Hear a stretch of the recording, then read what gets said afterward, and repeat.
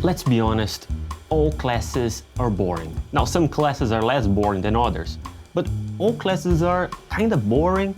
They're boring for the students, they're boring for the teachers and professors. No one wants to be there. Professors would rather be doing research, and students doing whatever they want to do. But there are other ways to teach. What about using games to teach philosophy?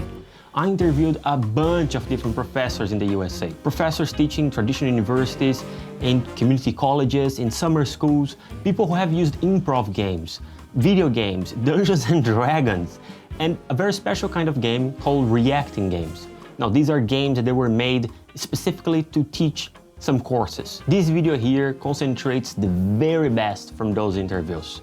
And I swear on the soul of Socrates, you will enjoy listening to what they have to say. If we think of the experience of ourselves and students together in the classroom solely as in this instrumental way of trying to achieve, these ends, that we miss the value of the community of the classroom as itself, of good in itself, being together, with students like this. That's life. That's a big part of our lives, and a big part of students' lives is just being in community together. This is Rebecca Scott. She's a professor at Harper College, which is a community college in Chicago.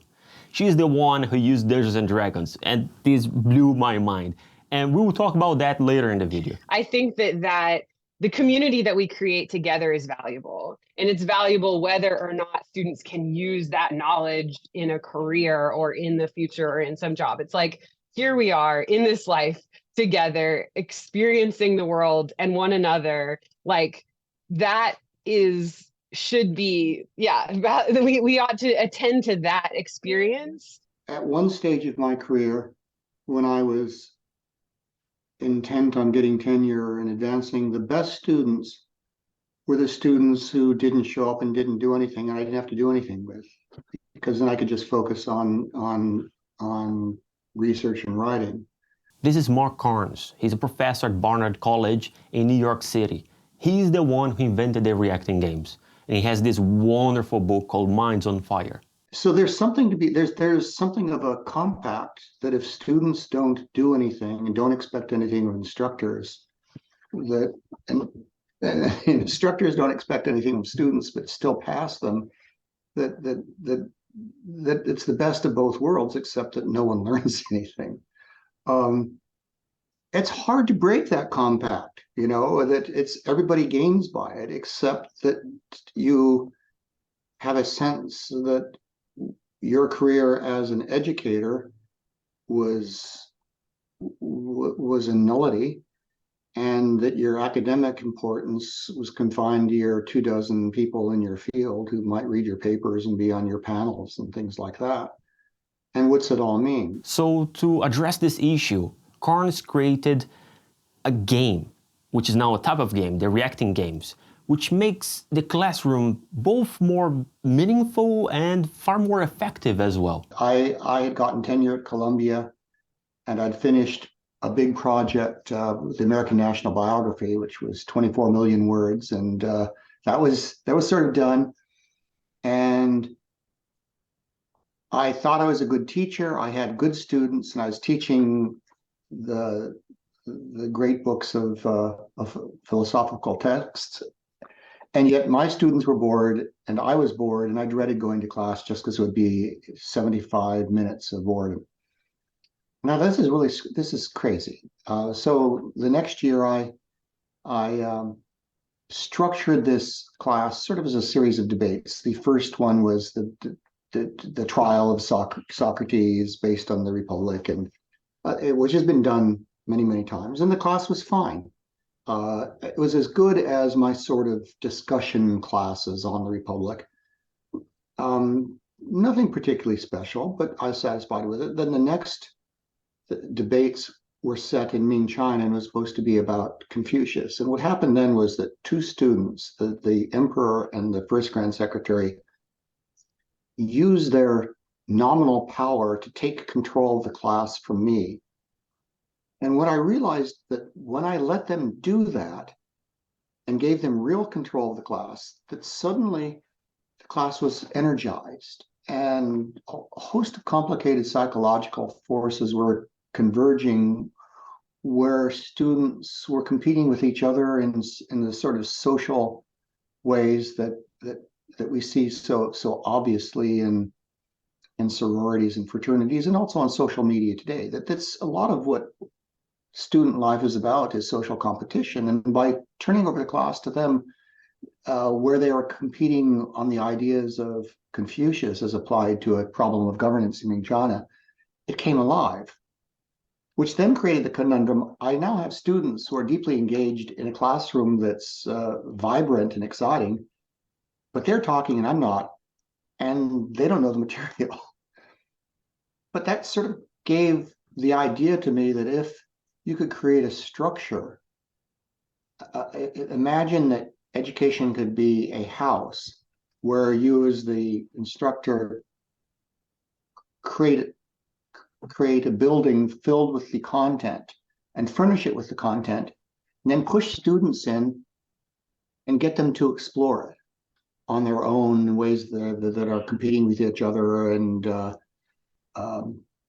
so that became really the idea of reacting, is to create an elegant structure, then use social competition and the power of make-believe, giving them alternative identities, and then pushing them in the structure and make the structure elegant enough and complex enough that they would learn the content. And all the while, they'd also learn things about leadership and teamwork and critical thinking by exploring it themselves.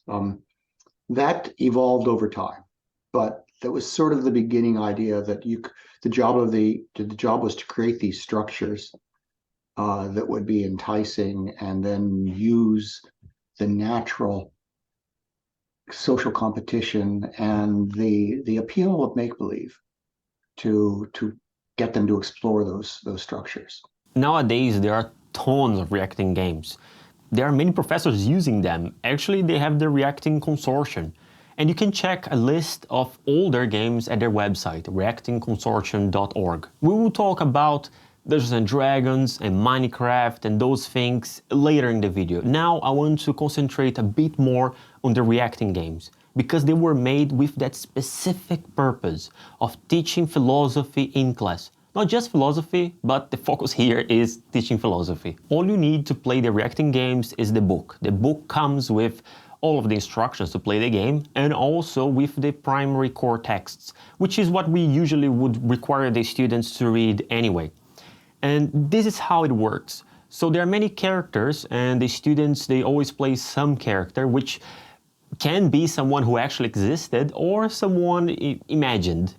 And it's usually some sort of assembly or trial. So you have like Democracy in Athens, and it reenacts the assembly in ancient Athens. Or you have the trial of Galileo, and then we do that, or the French Revolution, and all these topics. So the students, they have their own character and their own faction as well. So what's the goal for the students? They need to get votes, they need to pass what they want. So they have an agenda, and they need to try as best as they can to get the votes on their side. So there's a competition between the students, and that's good because we use these social dynamics in benefit of learning. So in order to get the votes, you do speeches. And there's always some figure which will be like the president of the assembly or whatever is the case. Let's say it's Democracy in Athens, so there is the president of the assembly. Now that is, well, Democracy in Athens is by lottery, but in other cases it's chosen by the students.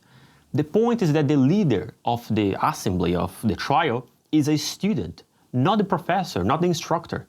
The instructor takes on a secondary role, not the central role. So that's very subversive. The students are in charge of the class. There's a lot of chaos. You have to have a high chaos tolerance as an instructor. This is Shoshana Brassfield. She's a professor at Frostburg State University, and she has quite some experience using the reacting games. Every student has a different role, and they're all trying to ask you questions before class and during class, and right, there are different people who are giving speeches on different days, and you're trying to keep track of whether everybody gave a speech, and people are turning in different kinds of assignments on different days. And then, yeah, there's a lot of chaos that you have to have a tolerance for. And so, and it ends up being a lot of work for the instructor. It's for the instructor more work, but less, more interesting and more satisfying in a sort of a deep way. And for professors, for me, I enjoy it a lot. I love seeing, I get to know the students much better than I normally otherwise would. So there's a lot of, it's like I'm sort of unleashing them, if I can put it this way. They can, in my classroom, they can be their full self in a way. This is Andy Lame, a professor at the University of California, San Diego. I used the Athens game in a class online during the COVID-19 quarantine. And the lesson for me of that class is, okay, I need to clearly tell students that after 5 o'clock, they should stop sending messages, because some of them would just get overwhelmed with the sheer amount of game. It'd be like 24/7, especially for the person who's trying to run the assembly. So yes, there is a ton of buy-in, especially when they realize, like Mark said, that they are in charge and that their decisions really matter. For the student there is an absurd amount of things that they need to learn all at once. It's intimidating for the students I have to give, got to stand up and give a speech on something that you just started learning about yesterday. Right. That's very intimidating. And it's a challenge, right, that for many of them that they have to face. But then see, the upside of this is that once they've done it a few times, they start to realize that they can wing it, right? That they can stand up and say words about a thing that they're not actually an expert on. And even if their speech wasn't very good, the world didn't end, and right, they didn't die of shame, and they weren't laughed off the stage, right? And they got through it. And just knowing that you can stand up and wing it in front of a group if you have to is so empowering. There have been some moments, like I remember a game where the people who were supposed to give speeches that day were not prepared. One of them was absent, and the other one was like, I'm not that well prepared. If he's not here, then I'm not going to speak. And I was like, okay, well, this is the topic that was on your agenda for today, and all of you have objectives that you want to accomplish that you haven't accomplished yet. So have a discussion. Look, and then I shut up, and the student who was the president, right, realized, right, and then there was a long silence, right, and the student who's the president was like, okay, so the topic is this thing. Who wants to say something about it? And then there was a long silence, and I saw students begrudgingly crack open their books and look at the thing that they were supposed to be talking about, right? And take a few minutes to read it. And then someone asked a question, and then someone said, no, I don't think that you're interpreting that right. I think it means this thing. And then I watched them have a genuine discussion about how to understand this text, this primary text, that I had no hand in at all. And I was like amazed, right? I was like, this is what I want my students to be doing, is to be sitting there, like looking at the text, right? Arguing over what it means. And that happened because I did nothing and people were unprepared. Isn't that absolutely amazing? I mean, what do we think about a normal class? What we require the students and us to have for normal class? The students need to be prepared, and we need to be talking the whole time, right? That's how a normal class works. But you just heard what Shoshana said. The students were not prepared, and she was not talking. And real learning happened. And that is just fascinating. And that happened again because the students were in charge. All right, now that's really nice, right? But you might be thinking of some possible problems with directing games. At least I was thinking about some problems, so I asked them. The first problem I thought is about language as a barrier. So I work here in the University of Manchester in England, and it's very international. We have students from all over the planet. I mean, I'm not British, I'm from Brazil, and I'm here. And I wondered if language would be a barrier. The first time I used the game, I had a student who was in the category you're describing. I think he was from China, and English was his second language. And in his comments, he said, in this class, I got to know students way more than I otherwise would because I was obliged to engage with them. Usually when I go to class, it's just like some meeting downtown. I come in, I go, but here I really got to know everybody. And so students like that are sometimes apprehensive, but in a way, it seems like they often have the most to benefit from. One problem would be that the students, because they are approaching this in a competitive way, they will use the texts in a very instrumental way. That they will say, I'm against this text and I'll rip it to shreds and find all the ways to rip it to shreds, or I'm supporting it and I'll find ways to endorse it. So the readings tend to be very partisan and one-sided, and that's not particularly what we wish to inculcate in philosophy courses. On the other hand, what they're getting two sides of a philosophical argument, and very, very clearly in ways that matter. And often our discussions on the history of ideas and philosophies, students zone out because it doesn't seem to matter. The arguments that they make are not the careful theoretical textual analysis that we might want from a standard philosophy essay. And for that reason, like I have most of the weightier assignments are assignments that I give outside the game, right, or surrounding the game, rather than the things they're writing for the game.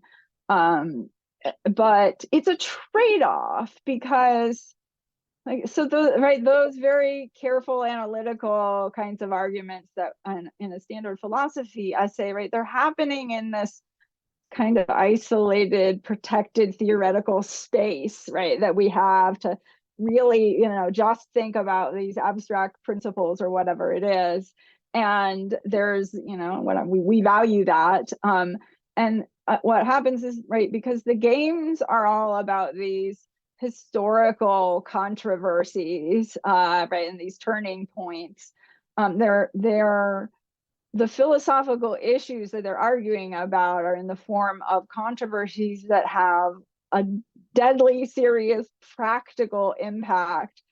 And right, so when you encounter, right, philosophy in the world in ways that where it matters to the world, it's all tangled up with culture and religion and politics and money and historical context, because life is all tangled up among all those things, and so it's a trade-off. You're trading the subtlety and abstraction for something, for a controversy where something is at stake, and where you have to take account of the material causes and effects as well as the logical ones.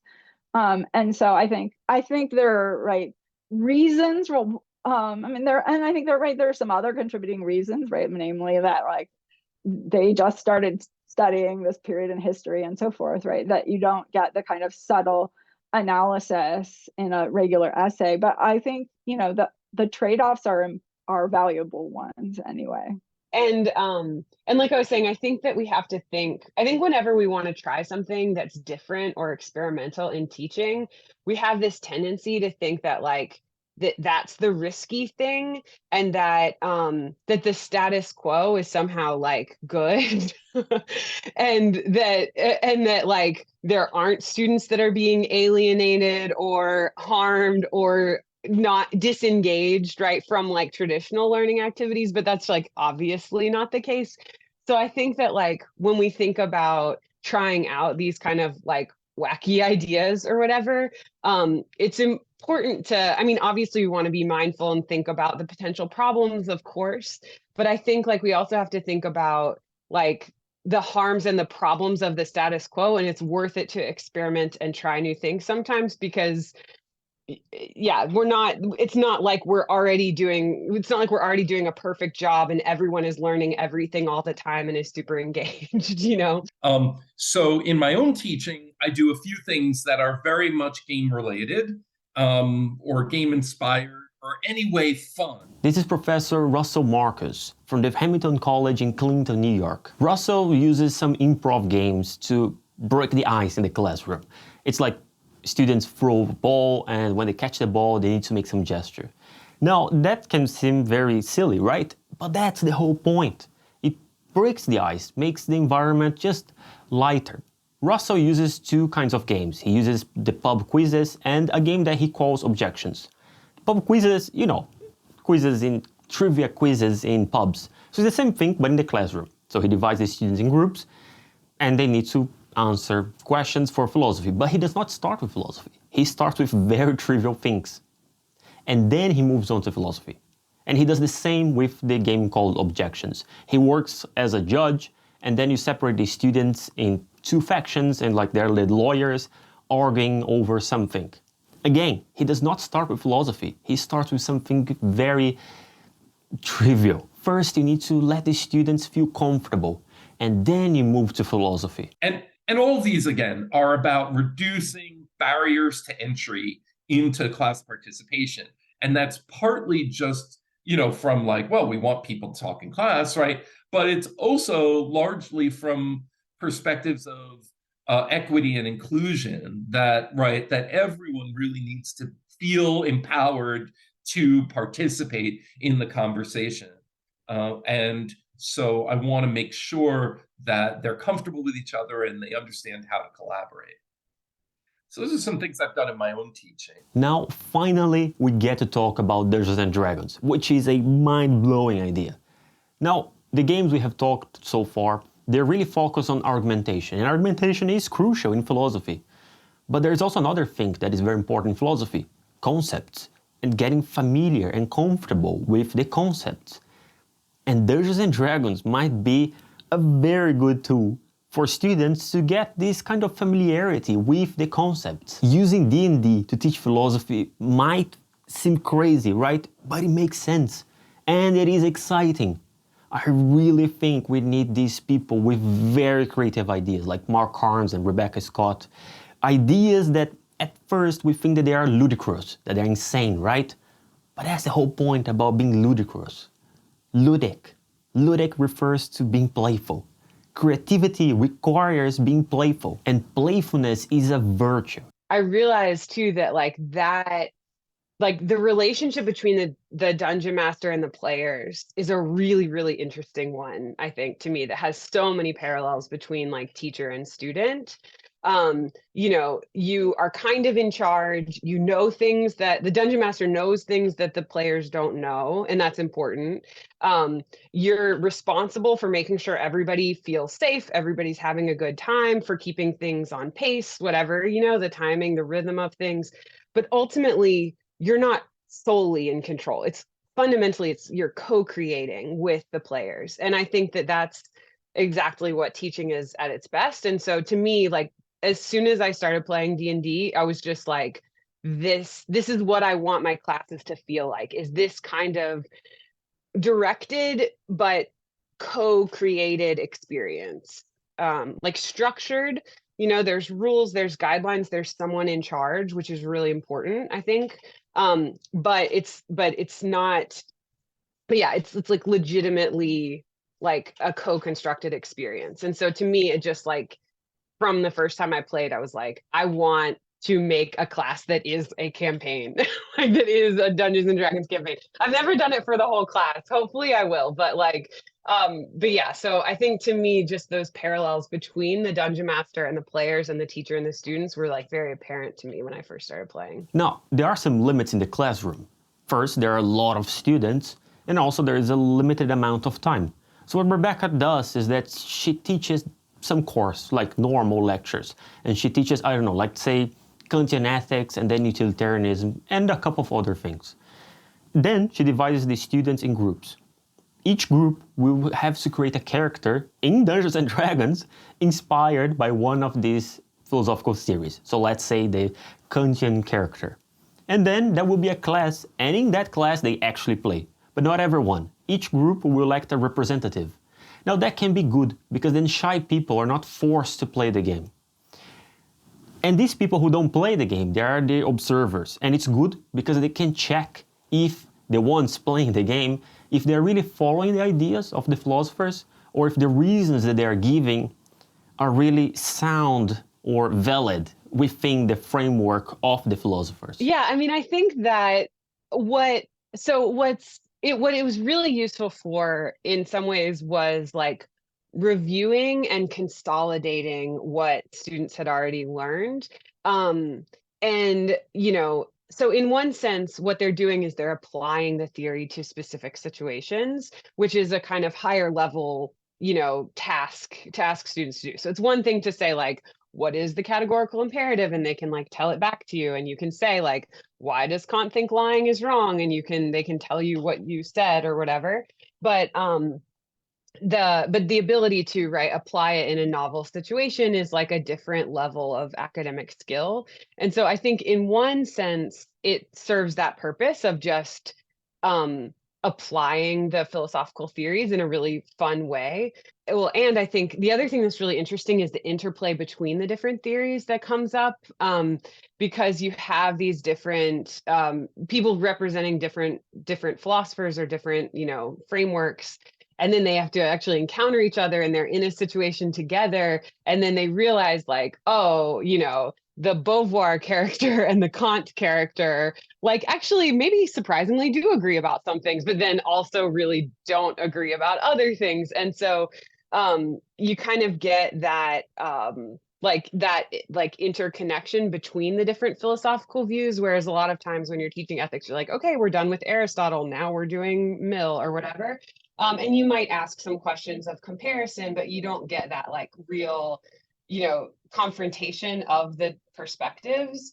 And I think also the like creating the person that is inspired by the ethical theory. I actually think the character creation process is probably one of the most like actually, beneficial activities, because I asked them to think about like, what experiences might someone have had that would lead them to become a existentialist, or what kind of a childhood would you have to be a Kantian or whatever, so like so they have to think through the kind of like it helps to embed the theories in a life and in a context and a narrative that I think is really helpful for like having a deeper understanding. All right, now imagine a Kantian character in D&D.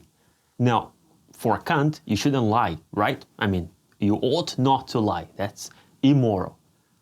Imagine that in Dungeons and Dragons. Yeah, that's one of my favorite moments. Yeah, and just like in case people haven't read it, there's a character playing a Kantian, and they got ambushed by the goblins, and then they decided they wanted to go like follow the goblins and see where whatever. So they ended up going to the goblin cave, and they were going to sneak in, but the Kantian character decided that being stealthy was deceptive, and so he announced the presence of the party to the cave, and everybody laughed. And I think like that's the other thing I forgot to mention. I think the shared humor is also a way of reinforcing the knowledge, because it's like at the beginning of the semester, no one would have gotten a Kant joke, right? But by the end of the semester, when that student does that and everybody laughs because everybody's in on it, everybody gets it. And it's this way of like kind of reinforcing like, oh yeah, we did that. Like we read Kant and it was really hard and now we understand it. And like, and there's this sense of community that's created through that like insider shared knowledge that really is like D&D or RPGs in general, have this tendency to create these funny moments. Their humor is like a really big part of a lot of role-playing games, I think. And that humor is very valuable, I think, for like reinforcing the learning and the community. What Rebecca said about using games to play with a concept, to get more familiar with a concept, I think this can be done with video games as well. And that is exactly what a friend of mine, Kutub Gandhi, who is doing a PhD in the Northeastern University, he's researching exactly this. how to use video games to teach philosophy. So he conducted a course where the homework was to play games. I think games specifically for two major reasons. The first being interactivity and the second being investment. So interactivity is the fact that a game, well, it interacts with you, and you interact back. You're not just watching something on a screen, you're making decisions and you're making choices. And what that means is that a game can recognize parts of you and challenge you in specific ways. For example, if you subscribe to a certain view on morality, well, then a game can, give you challenges based specifically around that view of morality. And then as for investment, you're sitting down with a game for possibly multiple hours, you're playing as one of the characters, and that means that you're more invested in the characters than you might be with a character on screen. With a character on screen, you're emotionally invested in them, but with a game, you start taking on parts of that character and you start seeing that character as something of an extension of yourself. Now, books and dictionaries and textbooks are awesome for what's called declarative learning. The simple kind of learning that can be measured on an exam. For example, do you know what the definition of utilitarianism is? But games are useful for a type of learning that I kind of think of as internalization. It's not just that you know the definition of something, it's that you understand it on such a deep and fundamental level that you can, you understand the arguments from all angles. You can apply it to your own life and you can defend it from criticism.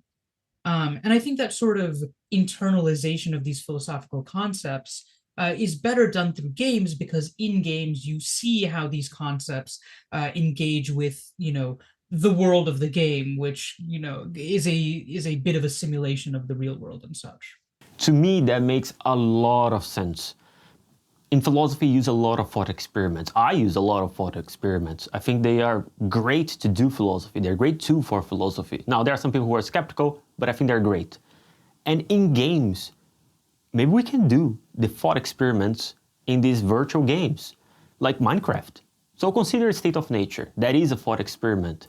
We could play the State of Nature in Minecraft. Now imagine that. Imagine learning Hobbes or Locke by playing Minecraft. This summer at the Hamilton College Summer Program Philosophy, this is going to be so exciting.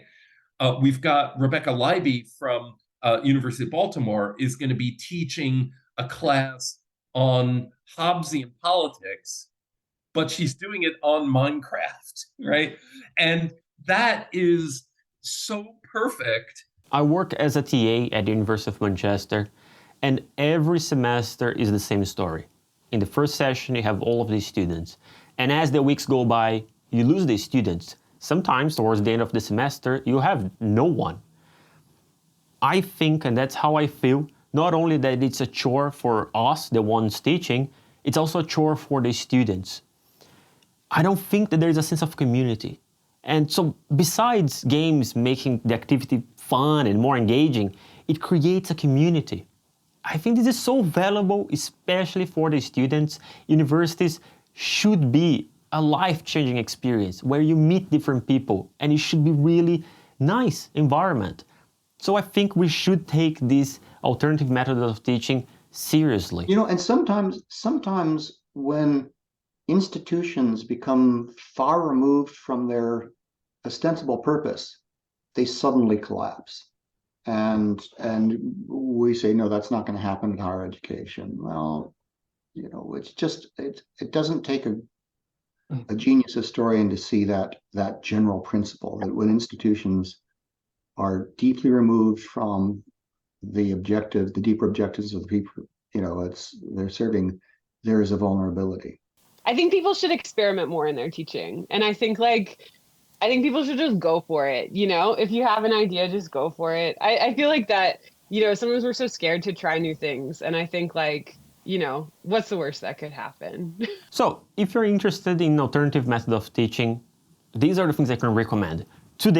Right now, the 13th of March, is the last day to apply for the Hamilton Summer School Project of Philosophy, the one Russell Marcus directs. And at that time, they will use Minecraft and some other games. I think it will be very interesting, and they have scholarships, but you gotta apply now. Or if you pass the deadline, I don't know, send an email. But they have every year, so it's worth keep an eye on that. Other things to recommend. Mark Carn's book, Minds on Fire, it is fantastic. If you liked what he said here, read the book, it's wonderful. Now, about reading, also read Rebecca Scott's, she has a post on a blog, Why I Use Dungeons & Dragons to Teach Ethics. It is also a very nice reading. And also there's a paper by Andy Lamey about the outcomes of using the Reacting games. So all of these interviews, I will publish all of them, the full interviews with each one of them. And it's very nice because we go in much more detail over the arguments and different things in these interviews. This video here, it was just the very best from this, but there is a lot of nice things. For instance, with Rebecca Scott, we talk about the morality alignment in Dungeons & Dragons. With Mark Carnes and Andy Lamey, we talked a lot about reacting games. With Shoshana Brassfield, we talked even more about the reacting games. All of the interviews are really nice, really interesting. So subscribe to the channel. It helps me so much. And you can hit that notification bell as well, so when the interview gets released, you can watch them. Okay, so the last thoughts. It's been exactly 1 year since I last published a video here. It was the 13th of March of 1 year ago, exactly 1 year, 1 year on the mark. I couldn't make videos because I was doing my PhD, but now I have finished my PhD and I'm going all in this YouTube channel. I'm doing lots of different videos at the same time, interviewing different people, and I think it's a very interesting material. I want to create that bridge between the works being done in universities and everyone who are interested in these things, everything related to philosophy and games. So if you like this project, by subscribing to the channel, you help immensely because it helps with the algorithm, and that does matter. I'm opening a Patreon account, the link will be down below, and if you like the project and if you want to help, it will help me immensely. Soon I will launch a website, and the website will work as an archive for all the videos and everything, including the scripts of the videos. So if you're a student, for instance, or you have some hearing loss problems, it's much better to use the website because the scripts will be there, which are the texts. And also make it available on podcast format, which will be available on all podcast platforms. Okay, so right now I gotta prepare for class, right? I gotta teach tomorrow. And that's it. Thank you very much.